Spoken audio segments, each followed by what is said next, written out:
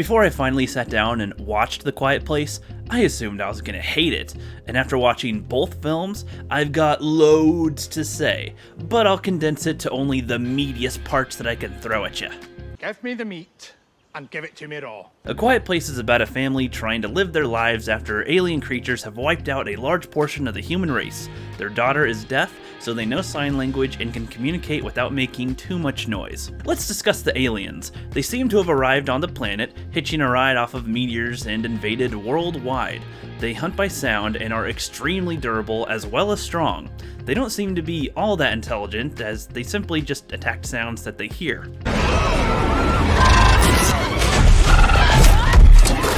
They don't even eat anything that they kill. They just kill, which doesn't make that much sense to me, but we can get back to that. They don't appear to have any sort of technology like a spaceship or built-in armor or weapons or even diseases with them.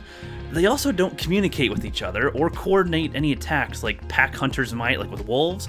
They're all just solo and out for themselves. There's at least no signs of there being teamwork from what I can tell, which begs me to ask, why are they even here? They don't eat anyone, they don't use technology, they don't seem to be up to anything interesting once most of the people are gone, and with most of the human race being wiped out, why don't they just leave? What else are they doing here? They really don't seem to be doing anything other than waiting for somebody to make a noise and pounce on them. Oh, that's because they probably can't leave, right? Like, there's no more meteors to catch a ride on, I guess. They can't hijack our technology, and there's no meteors, so how'd they even leave their place in the first place? That's a long one to probably go on there. Now let's take a look at their weaknesses. The fact that they hunt by sound is a weakness. Coupled with that, they can't see or smell. They are loud and they can't fly or swim. If you ask me, this should not have been an easy win for the aliens. Looking at another film where a creature hunts by sound. Must be a million of them! Nope, just one. They use the fact that they hunt by sound as a way to hunt them.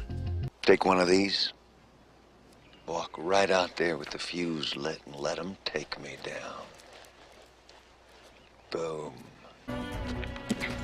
There's one. Straight out in front.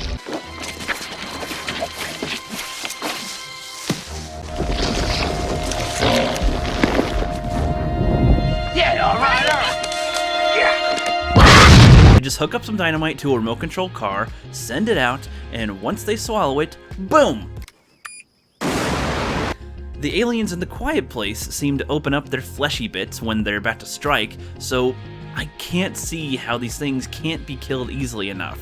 And if you don't have any dynamite on you, that's okay, because you could do the same concept, but just have a sniper rifle or some type of guns or something ready to attack, but just have some type of lure ready with the noise and lure it into a trap. You can have some noise set up, a cell phone to ring or an alarm clock to go off, whatever. You can set off a noise and you can trap those suckers. Tremors does a good job to make it clear that even though the graboids hunt by sound, if the sound is too loud, then it'll be more likely to drive it away. The explosions were so loud they'll have driven him far away. You really should read the comics. They sort of do something similar with The Quiet Place with the whole waterfall and the higher frequency sounds that caused it distress, which just makes hunting by sound seem like an even larger weakness. I know it might seem that I'm already ripping into the film a little too much, especially just focusing on the aliens alone, but honestly, this is kind of the tip of the iceberg of the criticisms that I have for the film. However, regardless of all that, regardless of all the problems that I have and all the criticisms that I want to have against the film, even with all that, I think that both of the films are really good. I'm not sure I've ever had so many issues with movies that I also believe are well done films with all that considered. The acting from everyone was good, including the kids, which is impressive because sometimes child actors miss the mark, but they did really well here.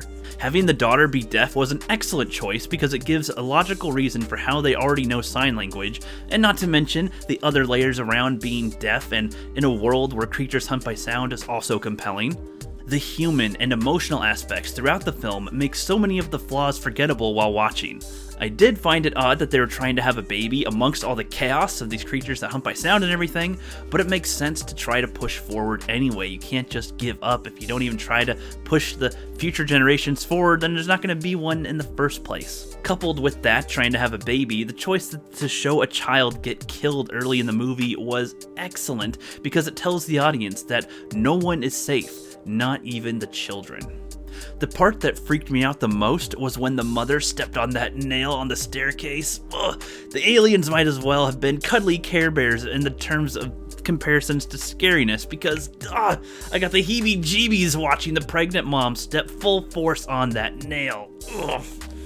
Ugh. Let me remind you that I was expecting to hate this film going in, and I did come out with tons of problems with them, and still, on top of that, I love these movies and plan to do a far deeper dive in future videos discussing them.